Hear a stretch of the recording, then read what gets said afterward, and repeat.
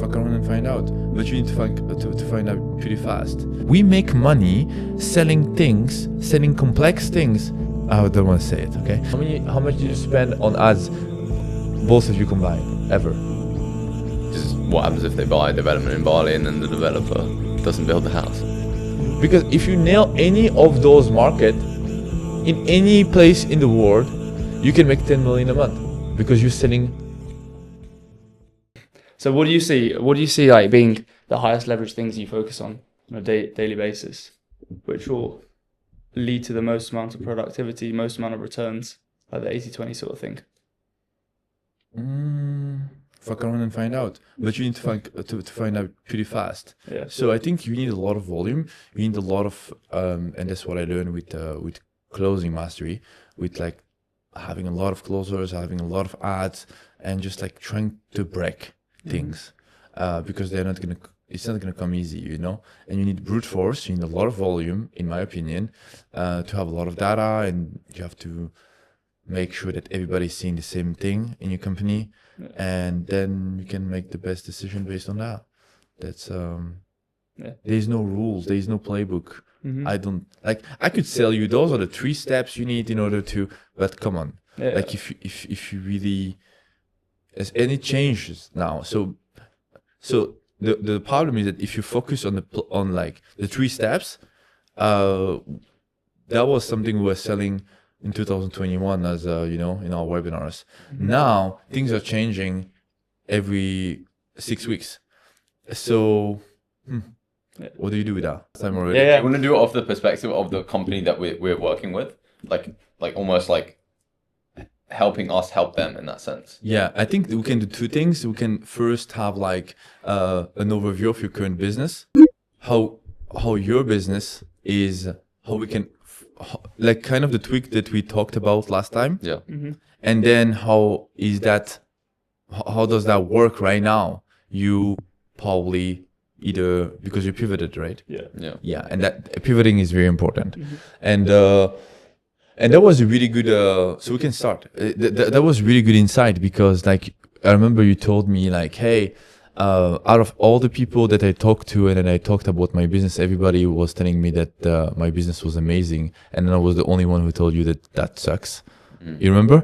And then so we can go through that, and then if there is anything I can help you with, I'll be glad to. Yeah. So you guys want to present yourself, tell us who you are, what you guys are doing. Gonna go through the business model where we started off, what was the product, and then now what we're doing. What, from the very, very start in terms of like you just like a 2 minute, 2 minutes, who you are, what you guys are doing. Go ahead. Yeah. So I'm Archie. I started in sales as soon as I finished school at 17. Wow. When I finished that, I went straight into sales. Like finished school, next day went into sales. Was cold calling, making like 200 calls a day, selling printers and telephones in the UK. Amazing. In a rainy UK. And did that for 8 months, just to learn the skill. Yeah, because I knew that if I had that baseline, then I could apply it to so many other areas. And I look back on, okay, all these millionaires, where did they start? I saw a statistic. It said that about 80% of them came from sales. Yeah. I was like, okay, that's what I'm going to do. Yeah. So reverse engineer it, did okay. Wasn't making like insane money. It was like corporate sales, but it gave me the foundations. And then this guy actually approached me and was like, okay, let's start an agency. And I was like, okay. So I just like completely went cold of January 2025. So like this time last year, went like completely cold myself with it. And he had already been doing like a few other things before in like AI and software development.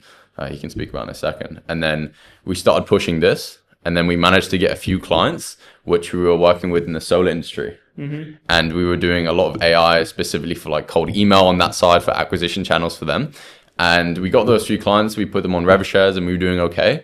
And then I was like, well, I realized, there wasn't as much of an opportunity for scale. And I had seen loads of high ticket sales people. And I was like, okay, well, I kind of want to get into this. How do I do this? So at the time, like I didn't have loads of money, and I just like dropped a load of money on a course. I just bought high ticket sales course and like started from complete zero, and then eventually built it up, started closing because I already had like the sales baseline, started closing. And then was doing okay, started making like good money. Eventually started like becoming a sales manager, and sales managed like 1 or 2 different offers. And then in this, how are you generating the traffic? for those offers. Yeah. So it was pretty much all organic to start with. So I worked pretty closely with one of the main offer owners, and it was actually a high ticket sales mentorship.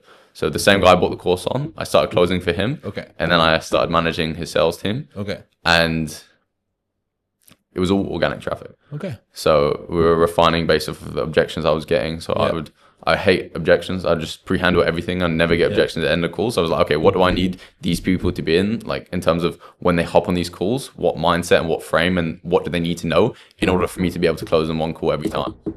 Right? So we did that. Okay. Improved content, ended up scaling from like 90K a month to like 200K a month.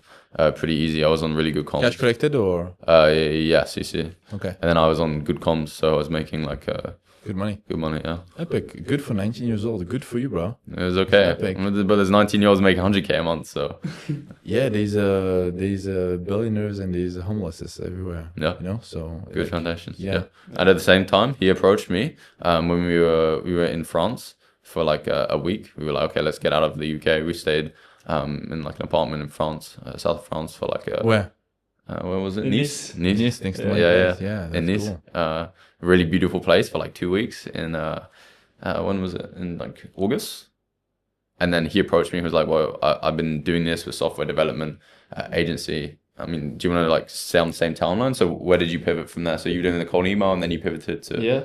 So originally I started off in software development. So I've been technical. You're a geek. Basically, yeah, no, that's exactly autistic. And then just worked in software development and built it out for other people. Sort of everyone like had an idea for an app or something. So I've been doing that since a young age. Yeah. And then started doing that a lot more since AI came into play. Yeah. Building this for clients. We work with some quite big retailers in Europe. And just so taking a look at the landscape, what type of leads, what type of avatar, what type of ICP do they have? Yeah. So to be honest, the large deals we were doing were like for the largest retailer in Europe. So for example, they would come to us, say we've got all this data, we need to find out a system to like optimize our procurement. Yeah. We're wasting millions and millions on procurement. For example, banana prices, they increase in because of a flood in Congo, for example. Yeah. And how do we track that? So we get the how we do optimize our margins, all basically this whole system. Okay. So we built a team. Data scientist. Are you a data scientist? Sort of, yeah. I'm technical in software, like front end, a full stack. Yeah. But then I know how to manage data scientists. And since AI has been coming into play, this has just been like what we've been making a killing on. Yeah. And we did this for some big clients.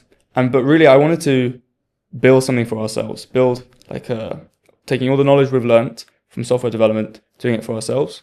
And hence, when we met up in Nice, I was understanding what's like the pain points of the info industry, what's the challenges there, and like I sort of had a suspicion that all agencies or all kind of service-based businesses were tending towards becoming a SaaS.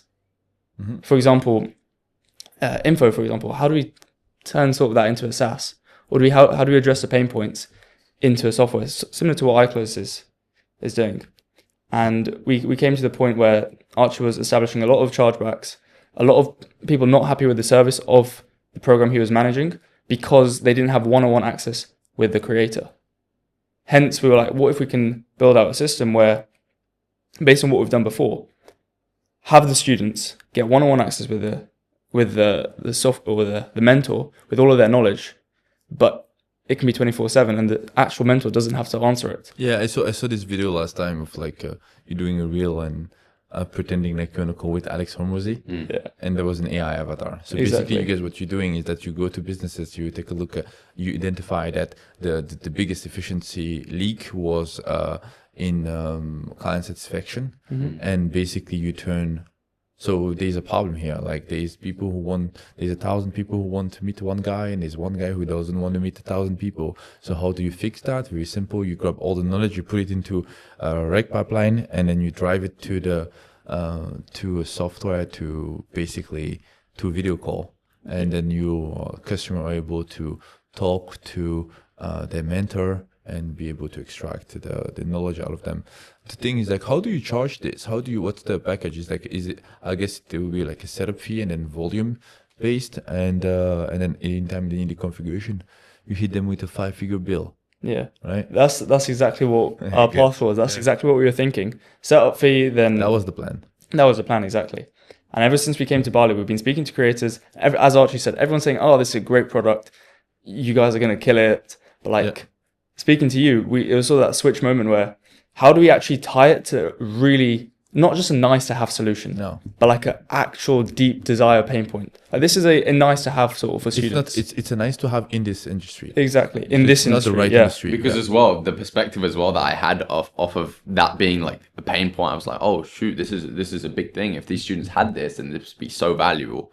And the perspective from that came from a program which just could have had more dialed in fulfillment. And if they had more dialed in fulfillment, they probably would have been better. I mean, those guys, they don't really care about fulfillment, you know? Yeah. It's like how does that reduce my... You could do this like, okay, so let's say now we're focusing on the fulfillment, right? So the reason why I told you that, in my opinion, that was a really bad business model is because like, if you had like, if you take an ICPA customer doing like 500K a month, then you're like, okay, what's the average order value of those customers, of those guys? They're selling a 5K offer, so they need, let's say, 100 customer, okay, to make 500K, but you want 500K collected, payment plan, so you need 250 customer. So what type of customer are running two of your customer who have like a 250 new customer per month? So if you sell 5K offer, you need a cost per purchase around like $800, $1,200. How many people in the market are currently spending 1,000 multiplied by 200? Yeah. There's so many. Okay, so you have a problem. So, and then out of all those, what's the problem? Like how much does this cost them, or how they can turn that solution into something that can reduce their cost per lead?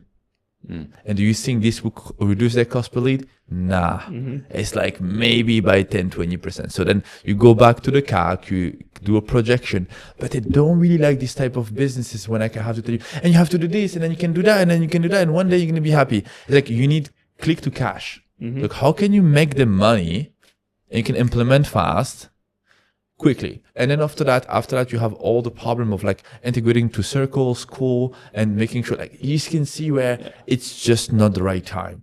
Well, it doesn't mean that it's not the right opportunity. I think that the product on its own is really good. Now, who there, and then this is why I explain you the asymmetry of information. We make money selling things, selling complex things.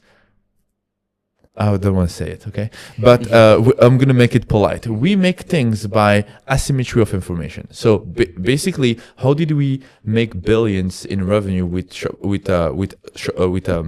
dropshipping? We grab the $2 product, we put it in a Shopify store, selling it for $49, driving traffic to it, and selling it to people who didn't know they could buy it on AliExpress. So asymmetry of information, like knowing something that the person on the front of you doesn't know, is the easiest way to make money.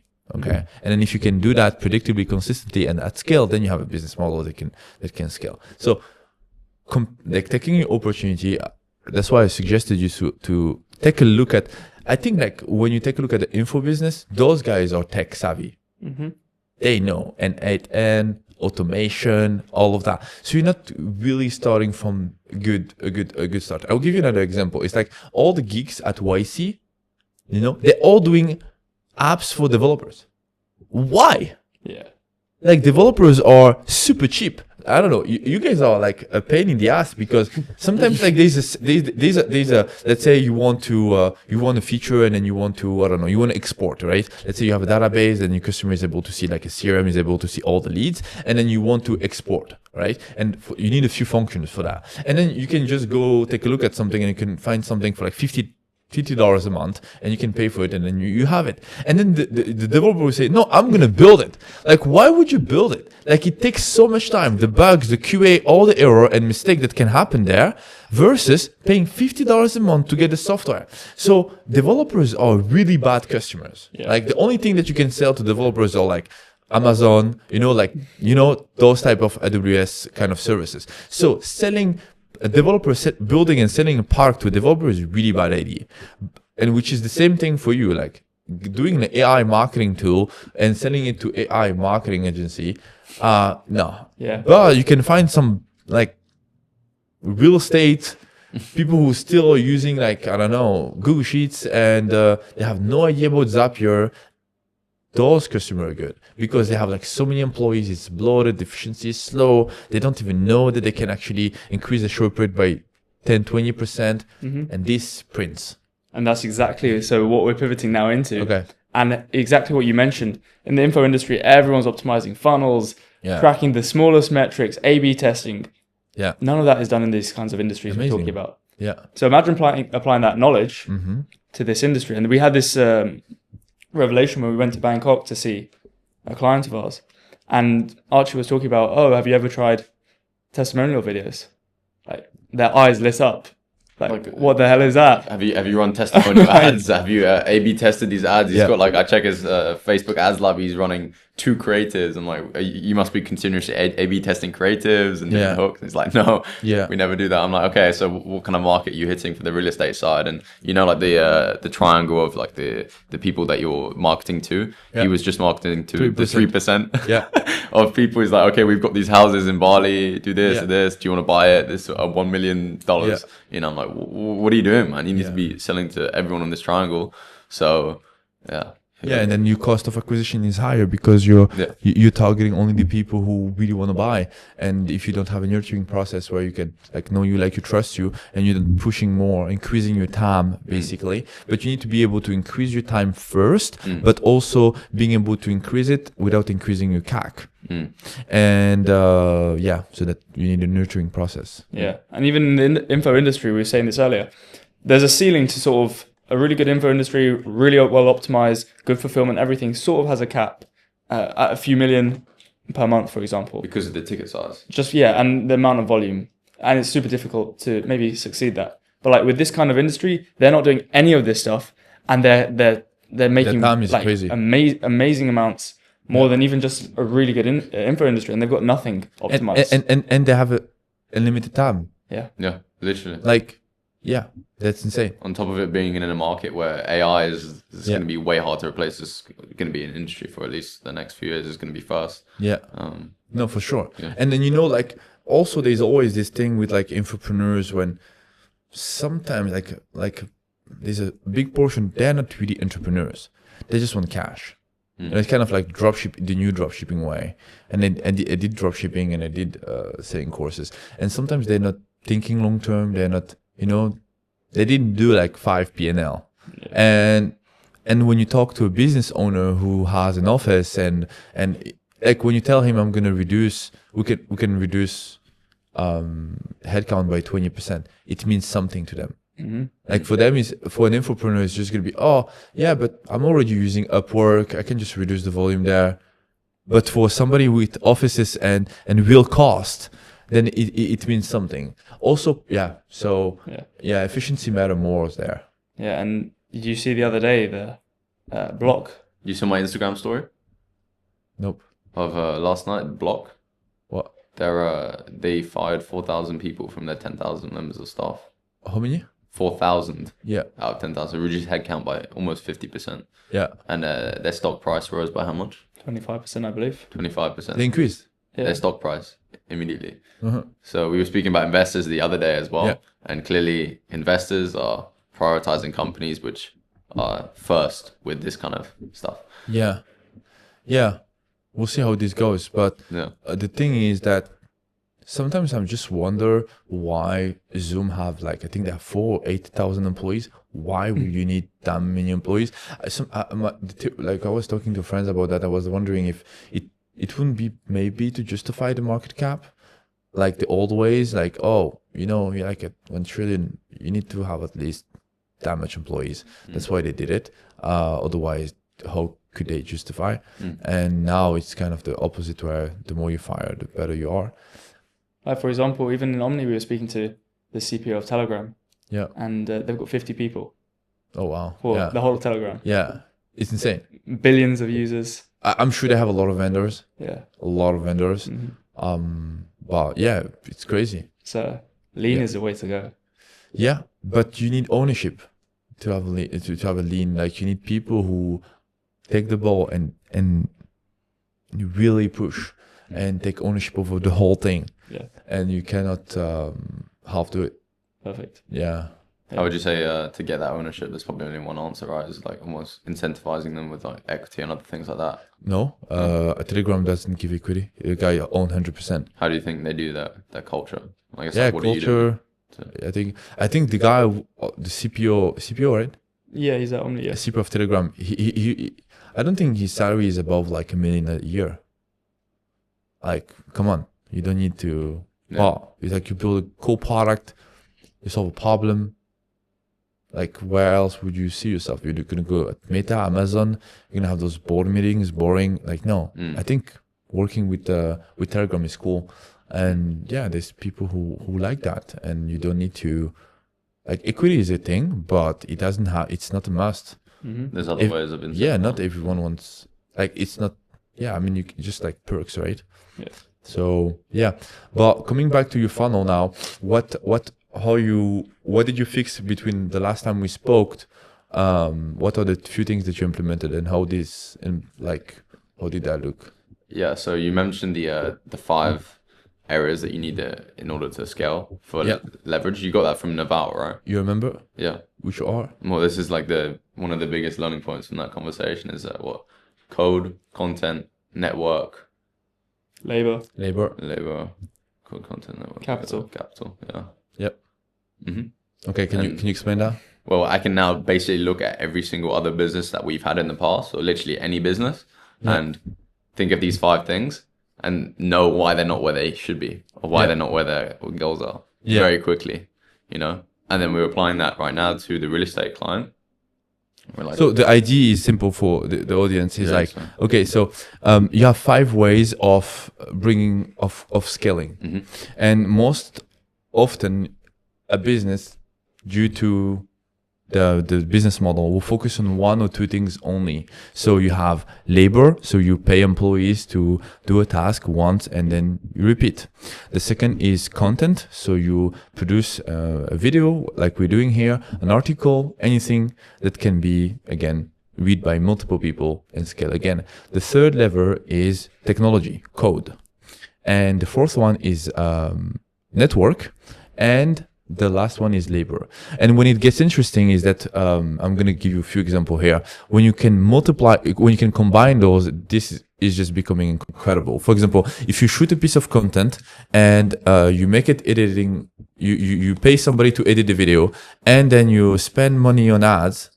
You spend money on ads, which is technology. So here you have labor, you have content, you have technology, and you have the last one.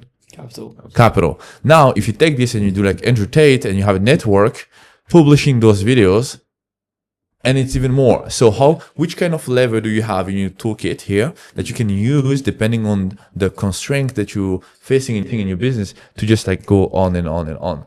And one of the best one, I think, is to start with things like code or like core things, because after that network is simple to implement. Content for me it's easier to implement, but you need something that can fit with the rest. And I think code is the first layer that then if you do it right, then it's just you can pay people to network, it's very easy. But if you start with labor and then you put money into it, guess what's gonna happen? Operational debt. And then, there's a sequence of how you do it in order to scale the model, in my opinion. Yeah.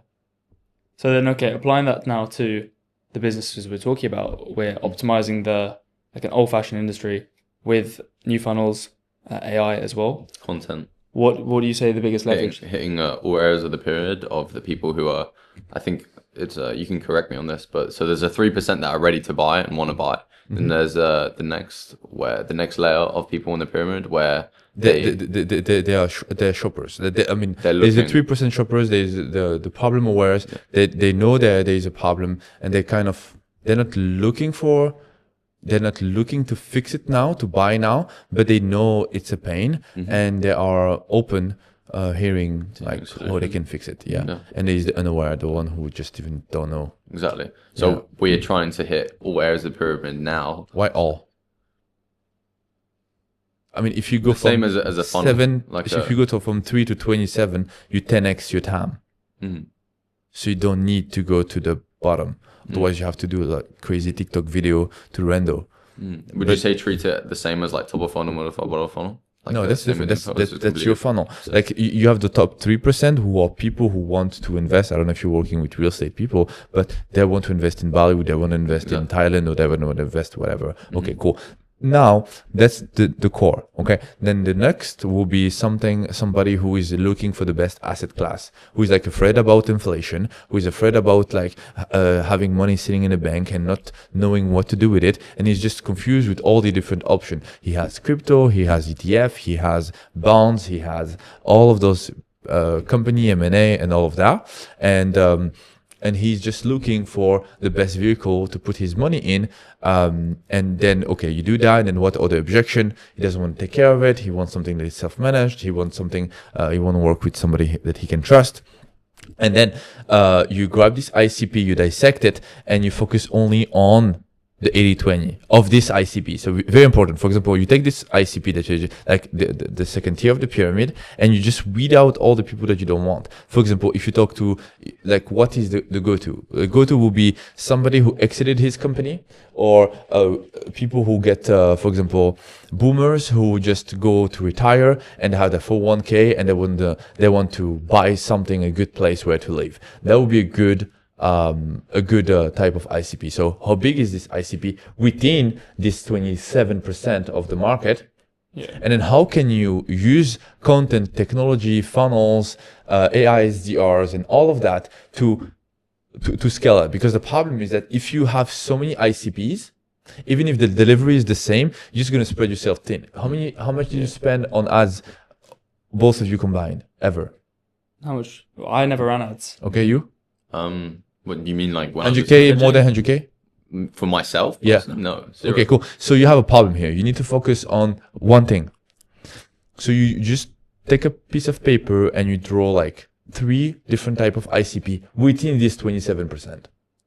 Okay, and then you just spin some ads with, you go to creativeos.io, and then you just come up with some creative, and you just blast that, and you do an opt-in, and you just take a look at the CTR, the cost per lead. Then after that, you dial those leads, and you see how qualified they are. This should take you 3 days. Okay, when you have that, you just like out of 1,000 leads, it's going to cost you $3 a lead, $3,000 per segment, and then you see what are the return. When you have that, then you go to this guy and he build the delivery system that is for this specific market. And be careful, because one ICP can be working, for example, in the US, but not in the UK. Because if you nail any of those markets in any place in the world, you can make 10 million a month, because you're selling houses, guys. Like it's like a 500K, 400K commissions. It's insane. So you don't like, why would you go to, we'll go to the whole market? You don't need that. Yes. You just need 30 sales a month, 1 sales a day. So you need like maybe 1,000 leads to make a 1 sale, and you just reverse engineer. Okay. Yeah. Let's say our ICP is people in UK, America, who are fed up of the system, want to escape to diversify some money in, let's say, Southeast Asia, Thailand, Bali. I'll do it in the UK for you. Yeah. So we've got the company operates with the US people wanting to move to places like Mexico, Portugal, and then the UK people wanting to move to Thailand. And they're advertising it as like the Florida of Europe, Asia. What would you to do UK? UK is very simple. They have a pound, so your currency is stronger. Yeah. First thing, it's always rainy in UK, so you can sell it like a paradise. The American, they have Miami. Oh, it's overpriced, but anyway. And you guys are from there, so you know better. Yeah. Okay. You like, and I think in the UK it's not very fun at the moment. You hear this protest and everything, so you can really like out of all the boomers, I would just focus on the boomers. Yeah, 100%. It's people, Only the boomers. but also this specific area we're working on is sort of like an exclusive members club. Beautiful. People who have bought properties before, they opt in, maybe like $50 a month subscription to have exclusive behind the market deals, stuff which isn't advertised anywhere else, reduced prices. You have the full end to end, so the lawyers, currency exchange. We call this off market. Yeah, so everything is basically handled. So you already have a service like that? That's exactly what we're building out. You're building this, so you want to self-liquidate your ad spend, so then you can basically have a free pipeline. Exactly. On which you can close. Exactly, Okay, cool. yeah. So that's really good. So then you have a low ticket funnel that drives traffic, and then after that you have your highest conversion there. Yeah. So what I would think of, I would just like, so you're thinking about doing it, you did it, or you already have the leads? So interesting to just so one of the companies, so the guy's main company, which is where these clients are buying the properties from, this is already established. They're doing over 30 deals a month, between 30 to 200 deals a month. For how long they've been in business? Almost a year. Okay, how many leads do they have total generated? Per day, per week, per month. Per year. How many leads do you have to work with? Per year. Leads I mean, wise? the question is like, do you have like how many points in your, like, you have a thesis and you say, okay, we're gonna have a low ticket offer, we're gonna drive traffic to it, we're gonna drive ads, and if the CPA is good enough, then we have a free leads that we basically have to that we can harvest, and it's not gonna cost us anything, and then I'm gonna be happy. I'm gonna have an easy life. That's the story that you tell yourself. Okay, right now, cool. So, but in order for this to happen, there's a lot of different moving part. Okay, so dialing a low ticket offer, if you want to remain profitable, is very hard. It's like a business. Okay, it's like e-commerce. Just doing that on its own. Now, do you spend the money from your own pocket and you get paid only when the deal is closed, or is your customer happy upfronting the cash on the ads?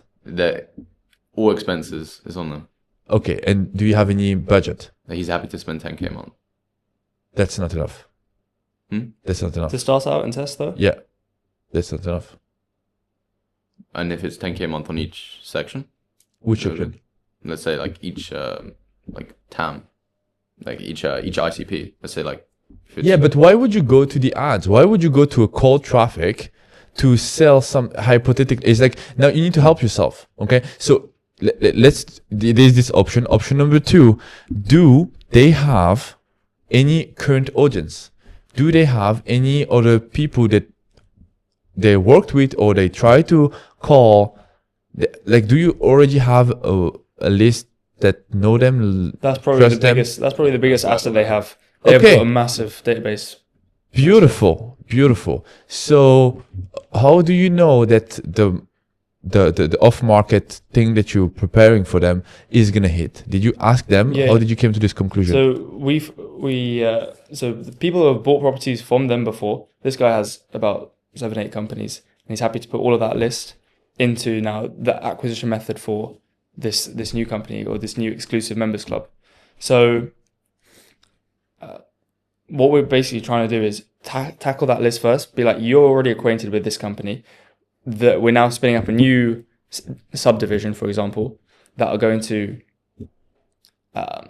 offer below market value deals and all of this stuff, and just get them into the funnel from there. Because of the low ticket is going to be is literally a completely different. It's a business, but it's a completely different setup, right? So using the same thing with the 5 principles, biggest thing to get the first few, like 50 users, for example, it's going to be through the guy's network. He has an amazing network of developers. 50 is not going to be enough to test the offer. Yeah, 50 is not going to be enough because you have like the right timing. You're not gonna because how are you gonna test it? You're not gonna test it by giving them something for $50 a month. You're gonna test it by giving them something for $50 a month for 3 months straight, and then at some point they're gonna be hot enough to buy a property. Right? That's the funnel. So 50 people, life happens. They're busy. There's some stuff. I just I think it might take more time. So, and what's the age group? Probably 40, Boomers. 40 to 60, 70. People have probably bought properties before. I mean, you could definitely do like a quiz funnel. Like a quiz funnel to have like cheap leads. Then after that, I think it's, since you want to do like a community, I think like the relationship is really important. And if you can then basically, it's like how warm and how quickly can you get them warm. So then basically I just don't see like this product being the magic piece that is going to solve all your problems. If you are able to acquire leads for cheap and you're able to nurture them fast enough, and probably it's worth it to just spend time with them. We're just gonna be with them for the next 2 months. With who? This guy's company. Yeah, but I'm talking to the leads. Like probably that making like a power user group of like 100 people of their leads and finding a way to know them better and to talk to them and to be upfront about, this is the initiative that we're running. You guys obviously already bought a house from us. You guys know us. We delivered. And we're doing this initiative where we want to meet with you twice a week or once a month or once or whatever. And we want to learn from you, like, what are the problems? And then with your skill set with AI, then you can go on the call with them and then you can learn about them. And then you grab all of those calls. Then you build, like, it's really important to stay like close to the market at that point, because you're kind of building the MVP. Yeah. And then when you have that, when you lock it, it works, you deliver results, you get testimonials.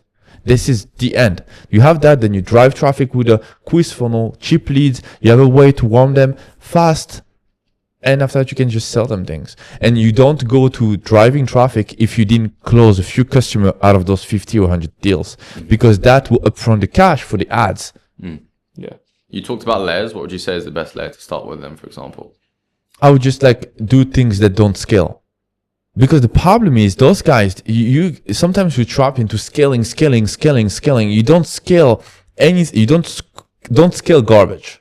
Don't scale mistakes. Those are the things that you don't want to scale. So how can you have like a container where it's like your lab where you can fuck around and find out, right? When it's okay to, I mean, what's the name of like this? I mean, blue cover. How you build a product, the classic of like the MVP. I forgot the name. 2 months. No, it's a book I wrote. Oh, the Lean Startup. The Lean Startup. I read this book when I was like maybe 17. Yeah. Okay, it was like, it's the basic. Just do pilot group, test, find out, and build something for them. Yeah. And that the information you're gonna get, all the calls that you're gonna have with them, you record them, you put them then in content, you build a community. Ha ha ha, ho ho ho, he he he, and then you go. And around the pricing model, you see it low ticket, $50 a month, or you see it having actually a larger substantial investment, where it's like then they're tied to the product, they're heavily invested. So then whatever the properties come down, they've already invested some amount of money that they're more likely to then go for those development properties. So what I would do, I'll do it for free. And I would do something like I'll promise them something incredible. Let's say there's 50 people and then you say you only have 2 spots. And you have 1 or 2, let's say three deals.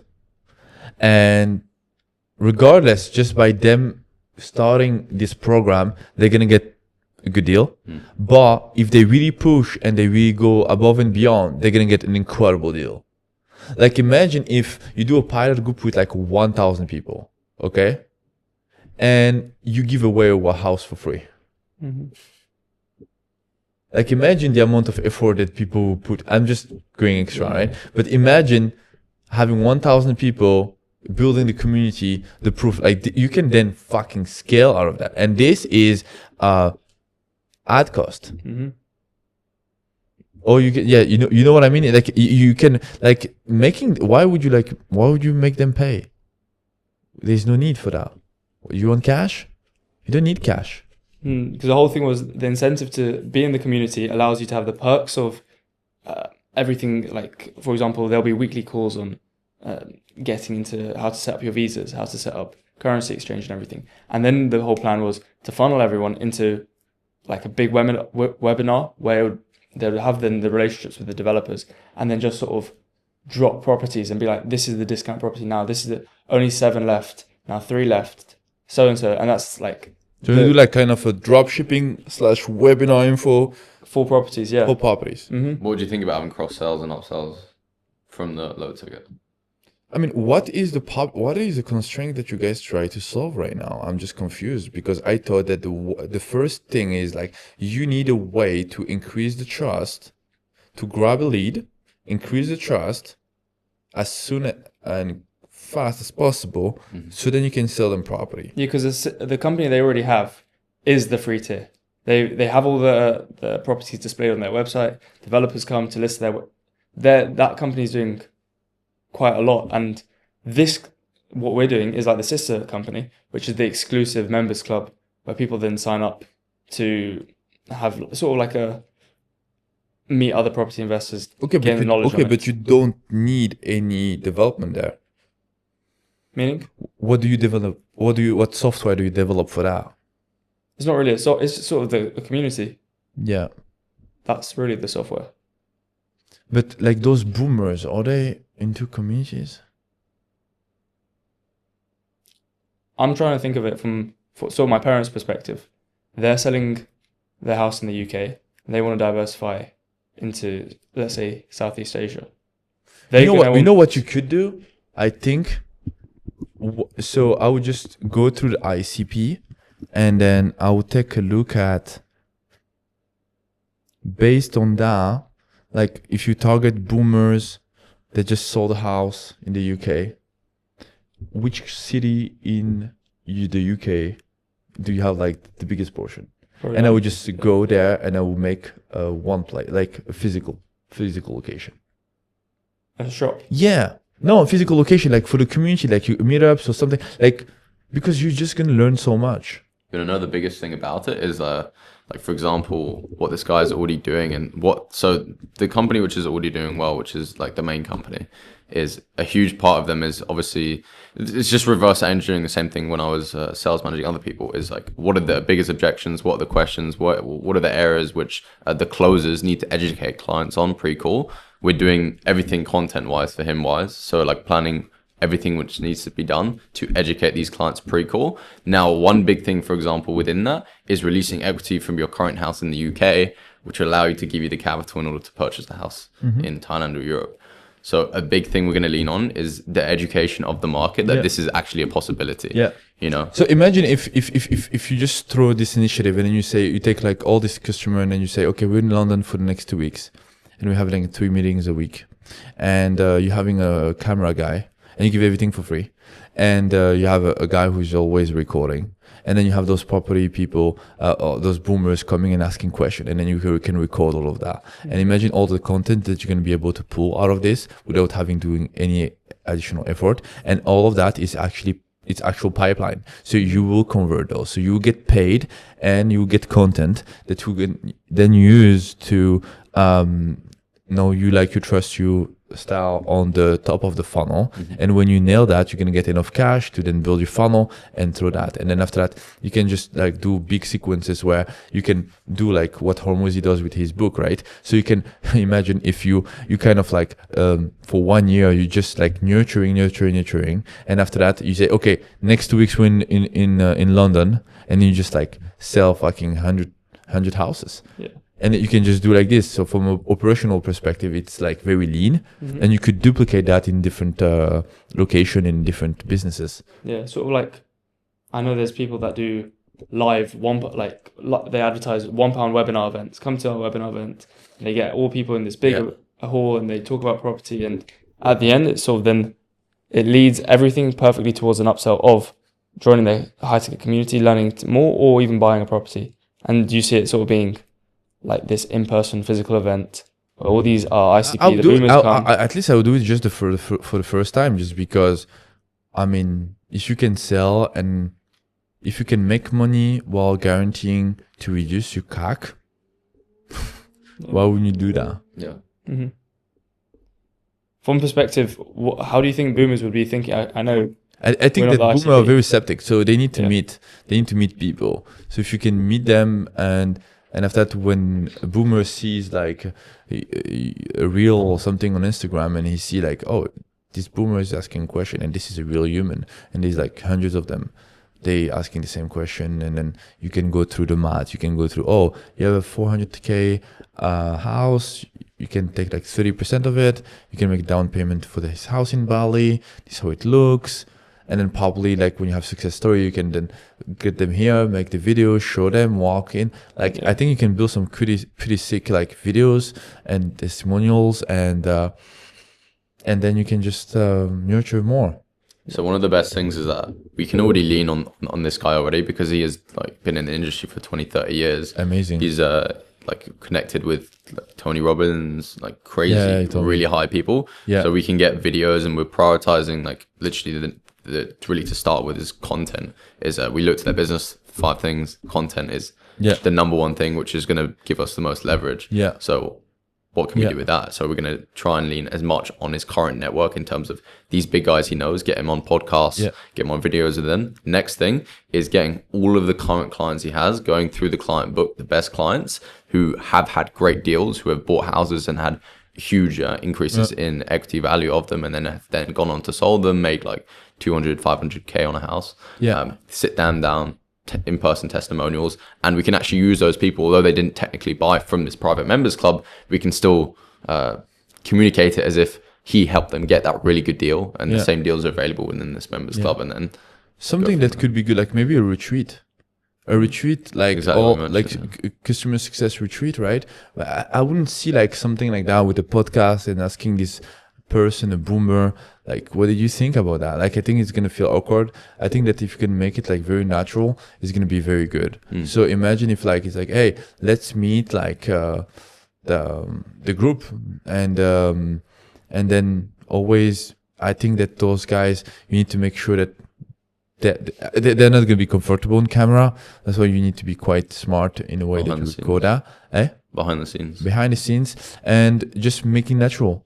And then over like, if you make it like 5 days, and the first day is gonna be so, but after that people will start to be comfortable, and you're gonna be able to capture real life moment with genuine conversation about what else it means for them to sell this house with 200K profit. Like, oh, now I can do that with my family. Now I can do this, and then my life changed. And this is the type of things that will go in TikTok and Instagram, and it will go viral. I just don't like the content game, but if you want to crack this, and I think from an operational perspective from you, it's very simple to do that, because then you can just like book this and focus on that for 2 weeks, and then after that outsource to a content strategist that will just do that and just get the dividends. What do you think about things like the way that we could package that into ads, in terms of like, obviously we have the existing database and can leverage? I think it will start with those existing. Then you get the content, and this content is the ads, and then you can drive the same funnel again, meet in person or the community. But I just think that with the ticket size that you guys have, or after that, with the trust that you're gonna have, you can just drive directly to a book call funnel. So what do you actually see the product? Do you see it?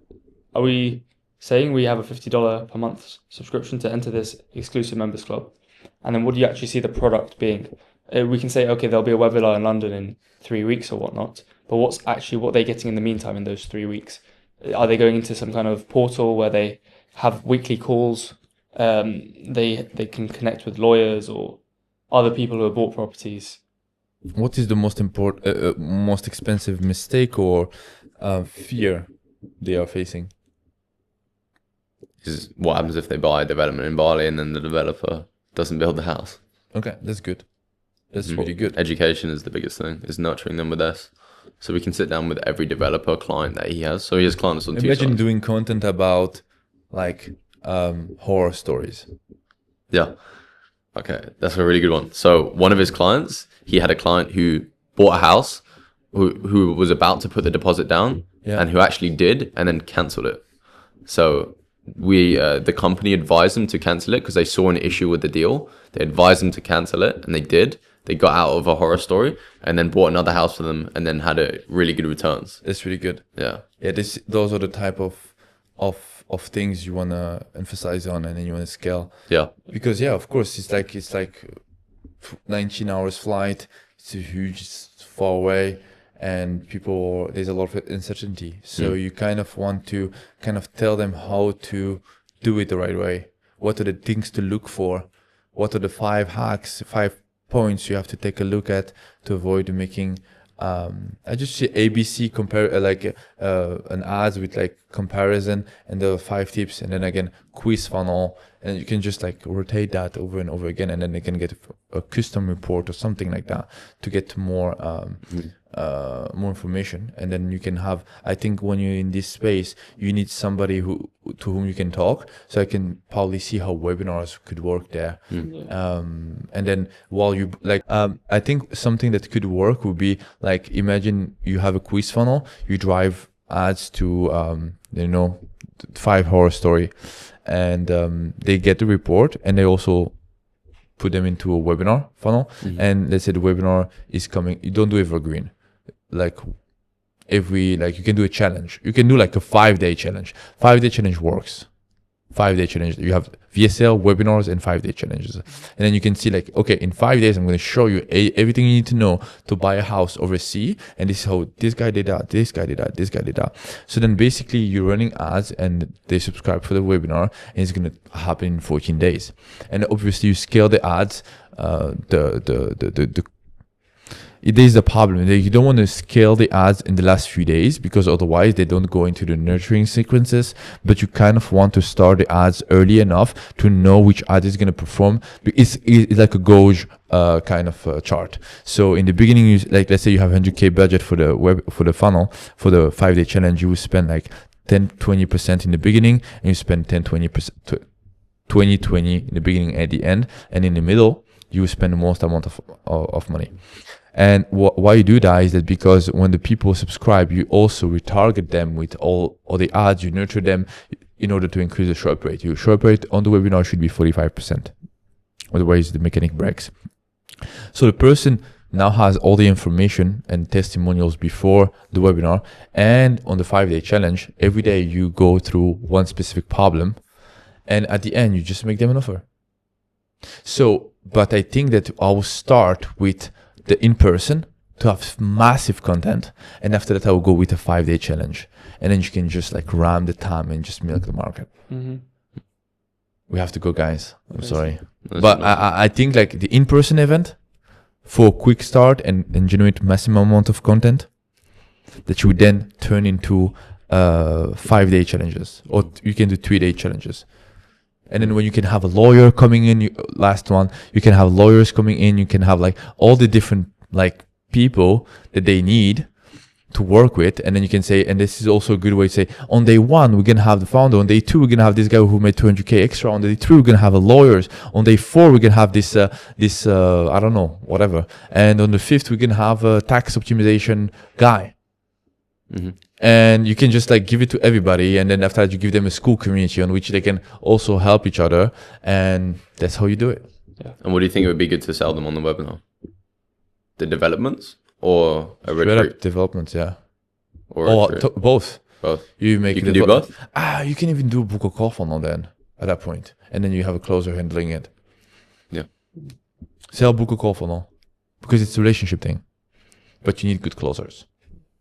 Yeah. And what's the difference between the free content and then the exclusive content? Would you say give away 80% of the value on the free content? I don't know. You have to find out. Yeah. Well, what's worked for you in the past? Implementation. So like you can know everything you want, but go wire this 500K. Like it's stressful at the end. Yeah. They're not gonna do it without you. Yeah. Especially if there is the trust. Amazing. Thank you, guys. Thank you. Thank you so much. Cool.